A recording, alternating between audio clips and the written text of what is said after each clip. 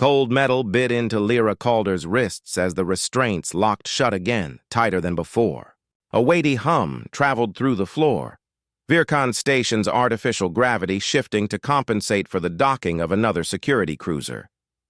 The arrival alarm echoed through the sterile docking bay like a distant heartbeat. She didn't lift her head. She didn't fight. A guard nudged her shoulder with the polyweave stock of his shock rifle. "Move!" His voice trembled. He was twice her size, armored, armed, and surrounded by 4 additional guards. Somehow, he still sounded afraid. Lira stood. The cuffs were designed for creatures with 3 elbows and segmented joints. On a human, they crushed the wrists together at an odd angle. Each step forced her shoulders forward, tightening the metal until the bones in her forearm throbbed. Yet her face remained blank, eyes steady, unfocused. She looked like a harmless diplomat. She moved like a patient predator.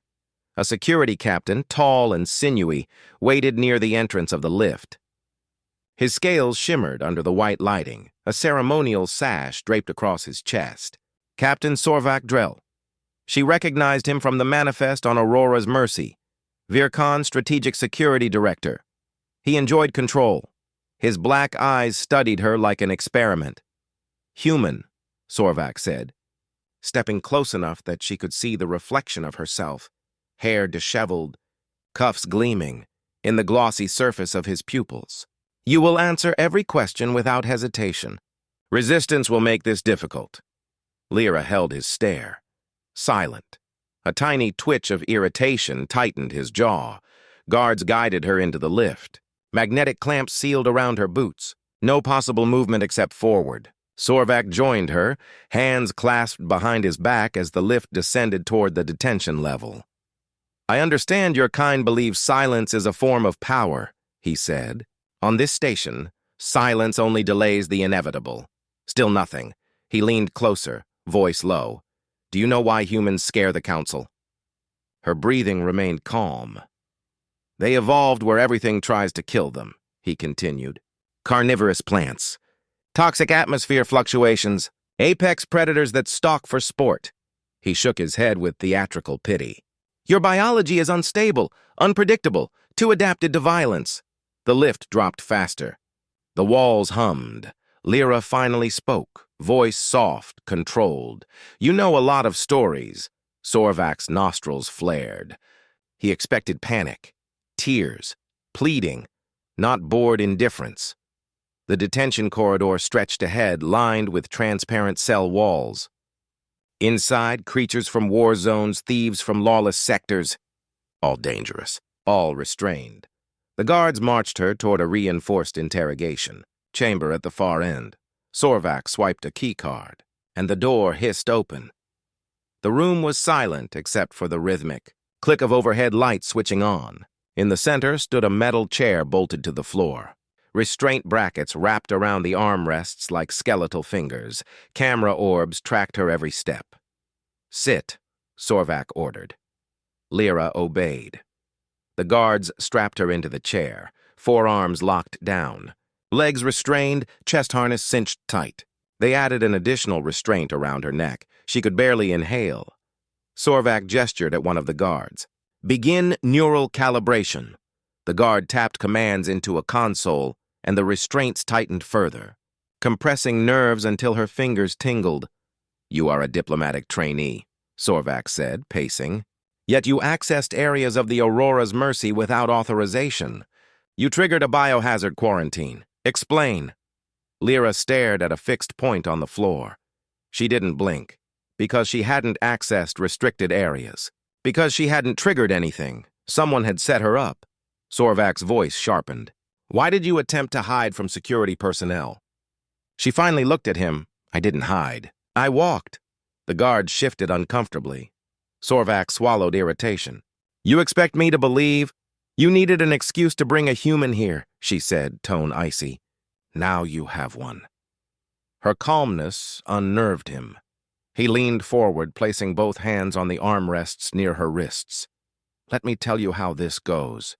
First, we learn your limits. Then we demonstrate them to the Council. Humanity's expansion ends here." He pressed a button on the console. The restraints constricted, forcing her spine against the chair. Her breath hitched, but only once. She locked her jaw and refused to flinch again. Sorvak was waiting for a reaction. A fascinated gleam entered his eyes when he didn't get one. "You don't understand the privilege extended to you," he murmured. "Most Deathworld species are terminated." She looked straight into his eyes. "What happened to the last person you restrained?" Sorvak smirked. He screamed. Eventually, Lira studied the bracketed edges of the restraint cuffs, seeing where stress fractures already lined the hinge. "Interesting? The difference," Sorvak continued, circling her, "is that those species accepted they were trapped. Humans don't. You cling to delusions, believing chaos equals power." "You think restraint equals control," she replied. "Control is reality." "No," she said, voice barely audible. "Control is an illusion until someone stops obeying." One of the guards shifted uneasily. Sorvak scoffed. "You can do nothing from that chair." "True." Her gaze dropped to her wrists. "For now." A soft crack echoed through the room. Sorvak froze mid-step. The guard at the console blinked. "Captain, the restraints are reaching stress threshold. We should," I said, "increase pressure. But do it." Pressure surged. The cuffs dug deeper, metal trembling. Lira inhaled slowly, listening. The sound was faint but unmistakable. Something inside the locking mechanism was bending. It wasn't designed for micro-flexibility. It expected thrashing, brute force, explosive resistance, not precision, not patience. Lira relaxed every muscle in her arm until she could feel the smallest movement, the size of a heartbeat, between skin and metal. She rotated her wrist, another crack. Sorvak stiffened. The guard stepped back from the console. "That shouldn't be possible." "It's nothing," Sorvak snapped, though the edge in his voice betrayed him. Lira exhaled. Her voice was steady. "You want to know why the Council fears humans?" Sorvak swallowed, saying nothing. "We don't break." The cuff fractured, a clean, sharp snap, and slid off her wrist like a discarded bracelet. A guard screamed and fired a stun pulse. Lira recoiled just enough that the blast hit the restraint chair instead, frying the console. Lights dimmed. The room plunged into a blue emergency glow. Sorvak stumbled backward, disbelief widening his eyes. You can't." Her gaze locked onto his. "You should have left me on the ship." And for the first time, Captain Sorvak realized the truth. She was never restrained. He was. A thin line of smoke curled from the fried control console, leaving the air tinged with the smell of burned circuitry. Emergency blue lights pulsed in slow, rhythmic beats, throwing shadows against the walls like restless phantoms. The room had shifted from sterile restraint to silent calculation. And in that space, Lira Calder changed. Her freed wrist hung at her side, skin red and bruised. But steady. Captain Sorvak stared as if witnessing a violation of reality. "She broke a Class 9 restraint," one guard whispered. "With her hands." Lira rotated her freed wrist once, feeling blood return to her fingers. No panic, no wasted movement. Just analysis. The stun rifle in the guard's shaking grip began to rise. Lira didn't wait. She slid her weight sideways, barely an inch, just enough for the restraint chair to absorb the blast. The energy bolt struck metal with a crackling flash. "Stop firing!" Sorvak snapped. "You'll—" The guard pulled the trigger again, fear overriding obedience. The bolt ricocheted off the scorched restraints and exploded against the floor beside Sorvak's boot. He stumbled, slapping a claw against the wall panel to override the security lockdown. "Containment protocol!" he barked. "Seal all exits." Steel shutters dropped over the door. Perfect. Lira focused on the remaining restraints holding her legs and torso. She adjusted her posture, shifting pressure, letting her joints bear weight in ways the designers never anticipated. No sudden jerks, no struggle. Every movement measured. "Stay seated," Sorvak warned. "You are not going anywhere," she ignored him. Metal groaned. Another guard pressed a stun baton to her collar. The shock discharged, but she stayed upright, unmoved, except for the slightest tightening of her jaw. "You're wasting your charge," she said. The guard's hand wavered. Fear. predictable. She inhaled, and with a sharp twist she kicked outward. The shattered cuff on her right wrist acted like a wedge, giving her leverage against the torso restraint. A pop echoed as the harness released. Sorvak's voice cracked. "Impossible!" The moment her torso was free, her body flowed into motion. She swept her leg around in a smooth arc. A guard's legs buckled, and he crashed to the floor. The other guard tried to grab her arm, but she shifted sideways and redirected him into the wall with a short, efficient strike. She didn't overpower them. She outcalculated them. "Drop your weapons," she warned. No one moved. The last restraint holding her ankles snapped with a metallic snap, and Lira stood fully free. Sorvak stumbled backward toward the console. "You don't understand what you're doing," he said. "This station operates on military protocol." "You are surrounded." Lira walked toward him. "Step by soundless step. You forget," she murmured. "The last person in restraints was me." He slammed a fist on a red emergency control. Warning lights flared. Containment breach. Master lockdown. Initiated all personnel. Armed response doors across the facility slammed shut. Pressure locks engaged. The station braced as if preparing for a biological outbreak. Sorvak exhaled in shaky triumph. "You cannot leave this level," he said. "Lockdown overrides all access. You will not escape." Lira paused at the center of the room. "Who said I would escape?" Confusion flickered in his eyes. Right before she moved, she lunged at the fallen guard, stripped his wristband, and pressed it to the door override. A red error blinked. Access denied.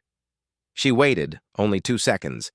The door's manual emergency panel was flush with the wall, almost invisible, but not to her. She seized the guard's stun baton, jammed it between the panel's seams, and levered downward. Plastisteel cracked. She ripped open the panel and cut through wires with a short, decisive strike. The seal released with a hiss. The door slid open. Sorvak stared. "You bypassed a military-grade lock using a stick." Lira walked past him. "Everything. Brakes." The corridor outside hummed with warning klaxons. Automated turrets activated, rotating toward her. She ducked behind a support pillar as the first volley fired, precision pulses tearing bright sparks from the wall. She checked the guard's wristband. The identification chip flickered with his security clearance. Level 4. Internal movement authorized. Not enough to exit the station, enough to move through most hallways. She sprinted down the corridor. Gripping the baton, every step measured for balance in the artificial gravity. Turrets targeted her again, but she calculated timing, run between pulses, slide under angles. She reached a fork in the path. Left, flight deck. Right, security hub. Left offered escape. Right offered answers. She turned right. The security hub door recognized the wristband and slid open. No guards inside. Lockdown had pulled them elsewhere. Screens displayed schematics of the entire station, glowing with violet light. A blinking data log caught her eye. Project Evidence Submission. Draft to Galactic Council. She tapped the screen. A document opened. Subject: Human specimen demonstrates psychological instability and extreme aggression under stress. Recommendation: Humans require regulated containment within Sol system. Expansion privileges revoked. Sorvak's signature gleamed at the top. They had planned this. Had abducted her intentionally, had manufactured an incident to remove Earth from the political map. Her pulse slowed. Anger didn't come as fire. It came as clarity. She downloaded the files onto the guard's wristband and opened the internal. Communication feed, multiple live camera windows blinked too. Life. She saw the detainment hallways. Officers scrambling. Sorvak shouting orders. Then she found the camera pointed directly into the interrogation room. Sorvak was still there, breathing hard, clutching his sash as if it might protect him. He pointed at her abandoned restraints. She broke free. He snarled. "A human. Restrain a human, and this is what happens!" Guards stared with uncertain eyes. "Find her!" Sorvak barked. "If she reaches the command deck..." Lira disconnected the feed. She had a new target. Voices echoed from the hallway, the stomp of armored boots approaching. She slipped behind a storage unit and flattened against the wall. 2. Guards rushed past. She's headed to the docks. The captain says she's trying to escape. Lira stepped from the shadows behind. Them. No, she said quietly. They spun. Weapons raised. I'm not escaping. A single motion, she grabbed the first guard's rifle, redirected it, and struck his jaw with the heel of her palm. He dropped. The second swung a baton, but she stepped past him, hooked her arm around his, and sent him crashing to the floor. She kept moving. Sorvak had assumed she would flee, but Lira wasn't. Running away, she was moving toward the command deck because Sorvak hadn't made a mistake bringing her here. He had made a mistake thinking she would stay contained. She walked with absolute composure. The station trembled under her steps, not physically, but through every terrified glance, every whisper rippling through the security feed. A human had breached containment, alone, unarmed, unstoppable. She reached the lift to the command level. The door was locked, predictable. She tapped the wristband against the reader. Access denied. Security level too low. She pulled up the files she extracted. Sorvak's clearance signature. She hacked the scanner by copying the signature onto the wristband chip and pressed. Again. Access granted. The lift rose. Calm, silent, intentional. She flexed her wrist once. Testing. Range of motion. The bruises meant nothing. She whispered into the empty lift. Your turn, Sorvak. The lift rose toward the command deck, every floor indicator flickering past like slow seconds of anticipation.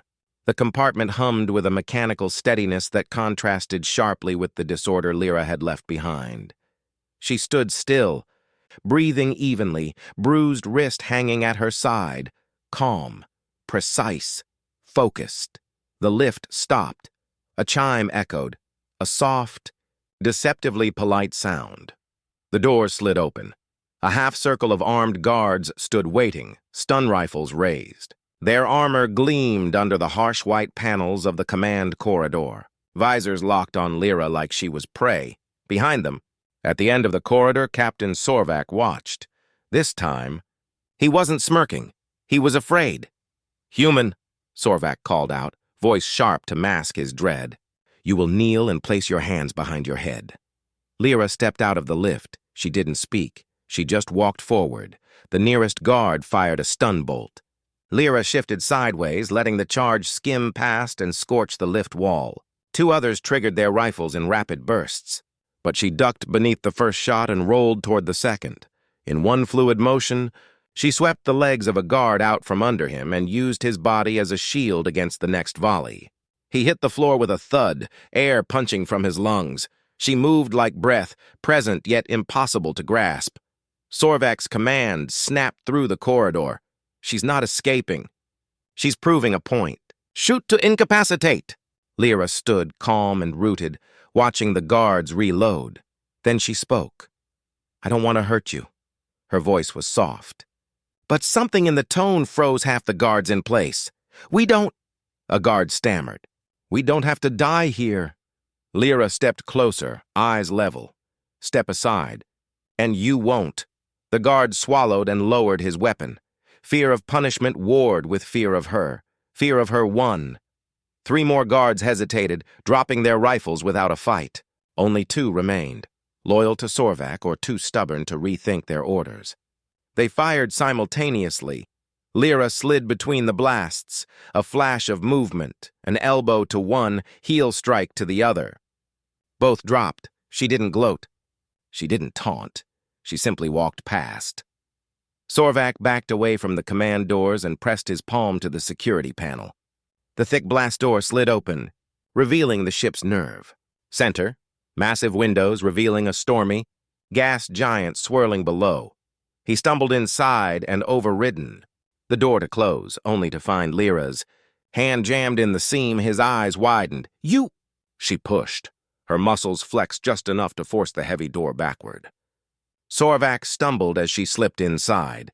The door sealed shut behind them. Just Lira. Just Sorvak. Silence. The command deck felt cavernous, filled with holographic displays and banks of consoles arranged in tiers. Sorvak darted toward the central console and slammed his hand against a red switch. Alarm lights flooded the room. Airlock purge initializing. 30 seconds. He pointed at the floor vents. If you rush me, I open to space. Everyone dies. Lira stopped walking. Sorvak panted, sweat slicking his trembling jawline.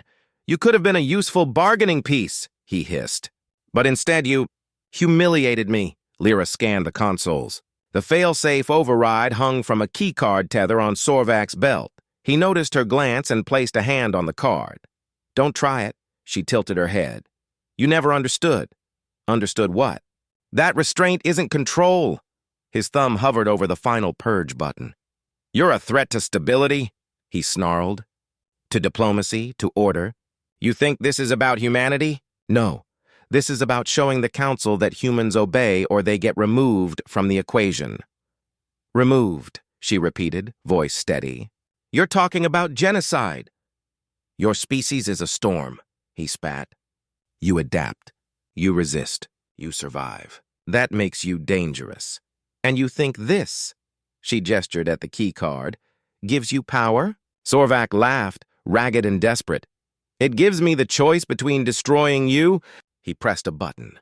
The countdown accelerated, or destroying this entire deck. Air whistled as pressure wavered. Lira moved, not with fury, with intention. She crossed the room in 3 silent steps, sliding under his reaching arm. Her hand struck the nerve point between his clavicle and neck. His arm went numb, the keycard slipping. She caught it before it hit the floor. Sorvak's eyes widened. No! He swung at her, a wild, fright-filled punch. She sidestepped and let him stumble past her, then tapped his spine with 2 fingers. Sorvak collapsed to his knees. You can't win, he gasped. You can't stop the purge. Lira accessed the console, swiped the key card, and entered a new command. Purge aborted. Pressure returning, the alarm cut off, leaving the room in blunt, ringing stillness. Sorvak stared at her in disbelief. You learned our system protocol in minutes. Humans shouldn't be able to adapt, she finished for him. He looked up at her from the floor, voice a hoarse whisper. What are you? Lira leaned down so her face was inches from his. A warning. Sorvak opened his mouth, but whatever he planned to say died in silence. Her movement was gentle, almost merciful. With precise pressure at the base of his skull, she cut the blood flow long enough to knock him unconscious. No sound, no struggle. His body slumped silently onto the polished floor. She stood over him, calm, composed, unshaken. She tapped the console and opened a transmission window. Earth Command, she said. This is Lira Calder. No casualties. 1 unlawful detainment. Transmission includes evidence of intent to restrict human movement in Council space.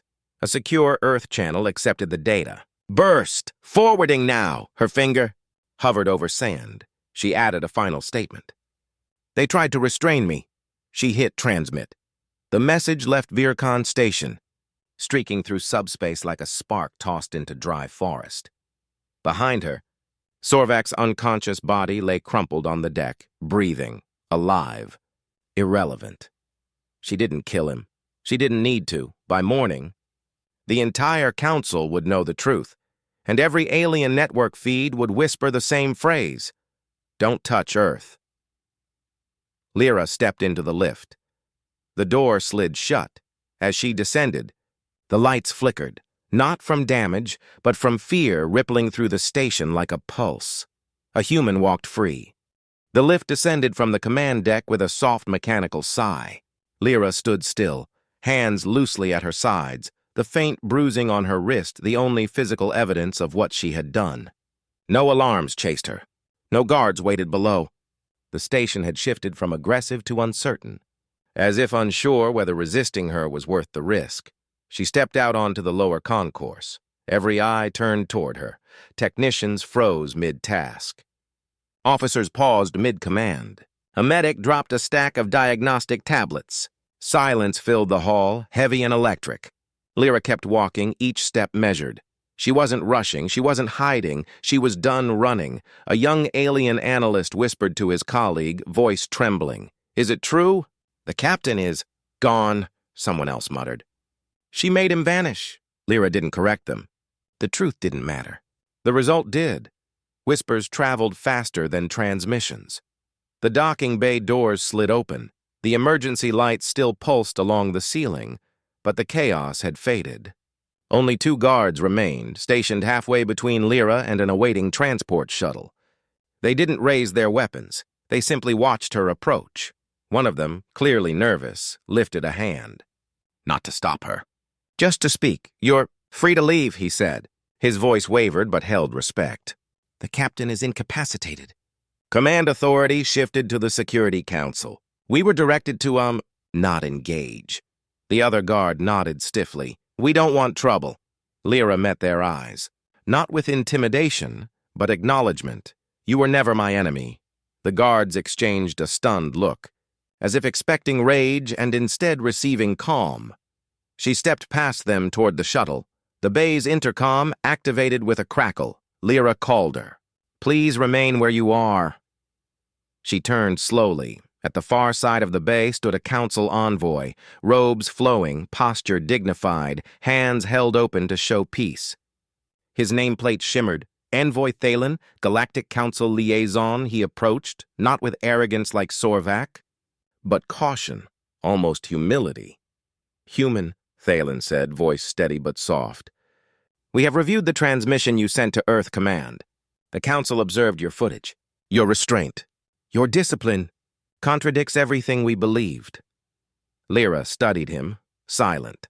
Thalen continued, choosing each word carefully.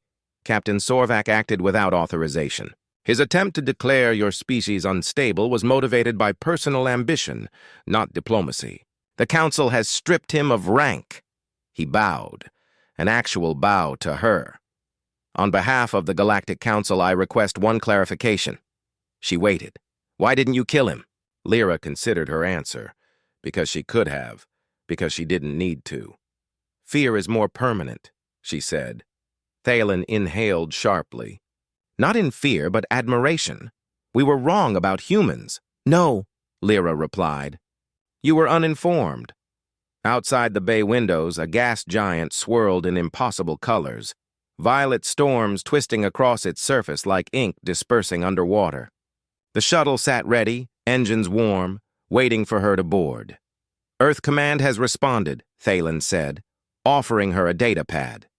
The message projected into the air. "Received. Evidence confirmed. Council interference documented. Return home. A new treaty will be negotiated. Humanity does not kneel."